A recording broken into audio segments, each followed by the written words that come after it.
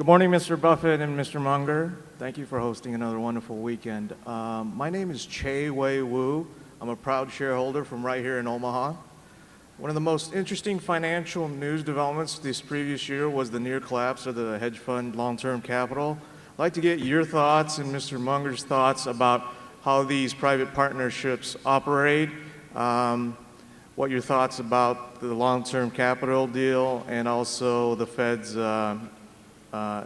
intervention to save it.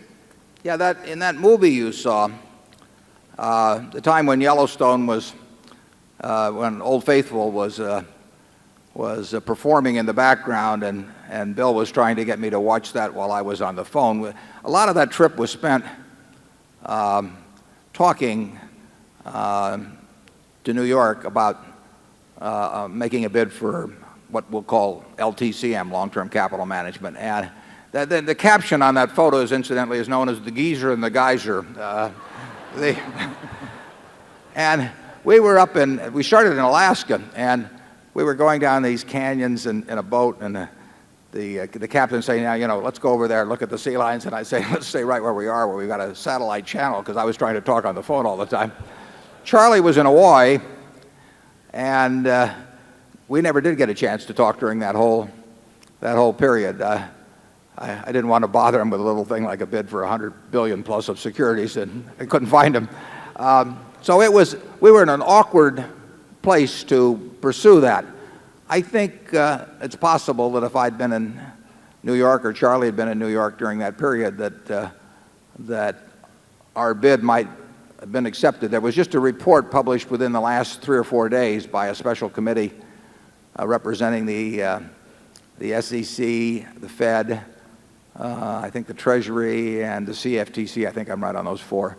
And it describes just a tiny bit of the events leading to the bid. It referred on page 14, I remember it talked about our transaction unraveling. It didn't unravel from our side. I mean, we made a firm bid for $100 billion plus of balance sheet assets, and many hundreds of billions, in fact over $1 trillion of derivative contracts. And this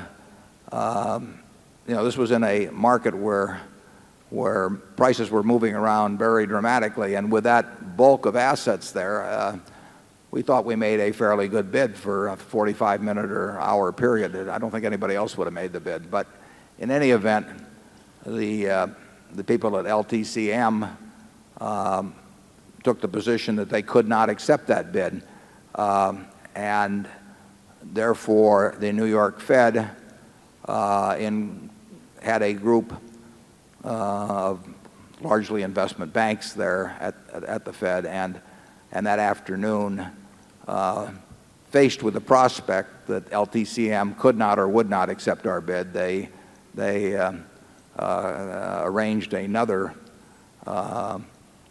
takeover arrangement where additional money was put in.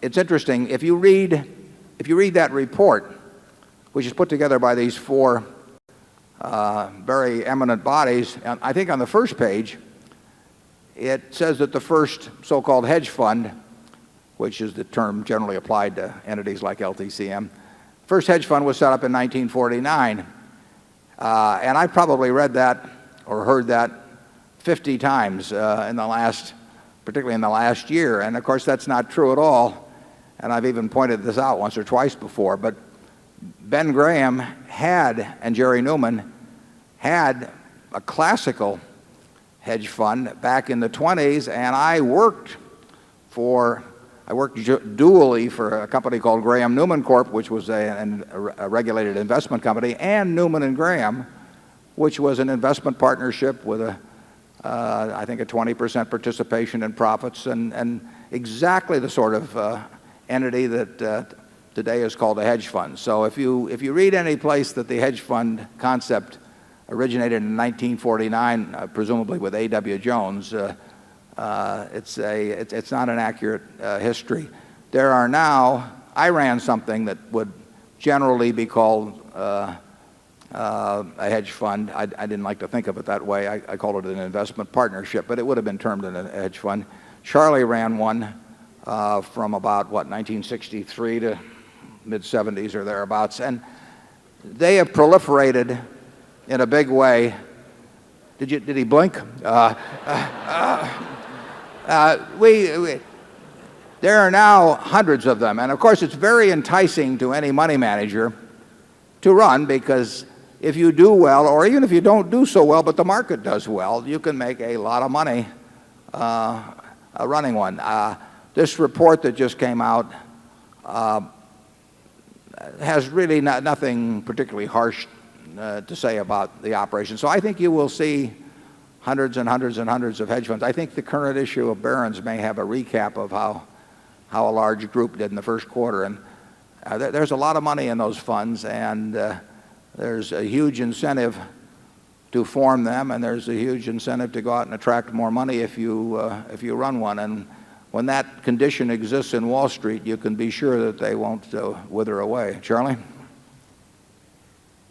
Yeah, what was interesting about that one is how talented the people were, and yet they got in so much trouble.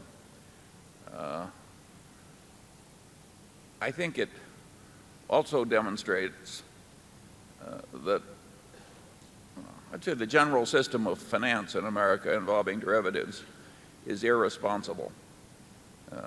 There's way too much risk in all these trillions of notational value sloshing around the world. There's no clearing system as there is in a commodities market, and I don't think it's the last convulsion we're going to see in the derivatives game. It's fascinating in that you had 16 extremely bright, extremely bright people at the top of that. The average IQ would probably be as higher than any organization you could find among their top 16 people. They individually had decades of experience and collectively had centuries of experience in operating in the sort of securities in which the LTCM was invested.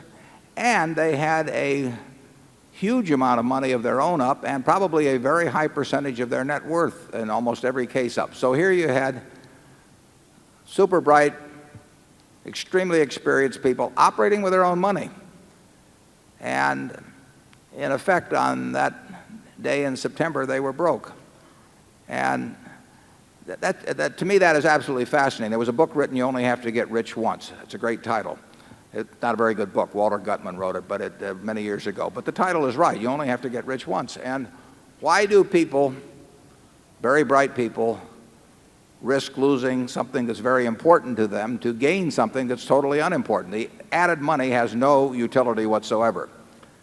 And the money that was lost had enormous utility, and on top of that, reputation is tarnished and all of that sort of thing. So that the gain-loss ratio in any real sense is just incredible. It's like playing Russian roulette. If you hand me a revolver with 6 bullets or 6 chambers and 1 bullet, and you say, pull it once for $1 million, and I say no, and then you say, what is your price? The answer is there is no price. And there shouldn't be any price on taking the risk when you're already rich, particularly of embarrassment and all of that sort of thing. But people repeatedly do it, and they do it whenever a bright person, really bright person, goes broke that has a lot of money. It's because of leverage. You basically can't. It'd be almost impossible to go broke without borrowed money being in the equation. And as you know, at Berkshire, we've never used any real amount of borrowed money. Now, if we'd used somewhat more, we'd be really rich. But if we'd used a whole lot more, we might have gotten in trouble sometimes. And there's no upside to it. What's 2 percentage points more, in a given year or that year, and run the risk of real failure. But very bright people do it, and they do it consistently, and they will continue to do it. And as long as explosive type instruments are out there, they will gravitate toward them, and particularly people will gravitate toward them who have very little to lose but are operating with other people's money. One of the things, for example, in the LTCM case, and Charlie mentioned it in terms of derivatives, in effect there were ways found to get around and they were legal obviously, to get around the margin requirements, because Risk arbitrage is a business that Charlie and I have been in for 40 years in one form or another. And normally that means putting up the money to buy the stock on the long side and then shorting something against it where you expect a merger or something to happen. But through derivatives, people have found out how to do that, essentially putting up no money just by writing a derivative contract on both sides. And there are margin requirements, as you know, that the Fed promulgates that I believe still call for 50% equity on stock purchases. But those requirements do not apply if you arrange the transaction in derivative form, so that these billions of dollars of positions in equities essentially were being financed 100% by the people who wrote the derivative contracts. And that leads to trouble. It doesn't, 99% of the time it works. But, 83 1/3% of the time it works to play Russian roulette with one bullet in there and 6 chambers. But neither 83 1/3% or 99% is good enough when there is no gain to offset the risk of loss. Charlie? I would argue that there is a second factor that makes the situation dangerous, and that is that the accounting for being actively engaged in derivatives, interest rate swaps, etc., is very weak. I think the Morgan Bank was the last holdout, and they finally flipped to a lenient standard of accounting that's favored by people who are sharing in the profits from trading derivatives, and naturally they like liberal accounting. So you got an irresponsible clearing system, irresponsible accounting. This is not a good combination. J.P. Morgan shifted their accounting, I think, I'm not sure exactly when, around 1990. But Charlie and I, we probably became more familiar with that when we were back at Solomon. And this is absolutely standard. It's GAAP accounting, but it front ends profits. And if you front end profits and you pay people a percentage of the profits, you're going to get some very interesting results sometimes.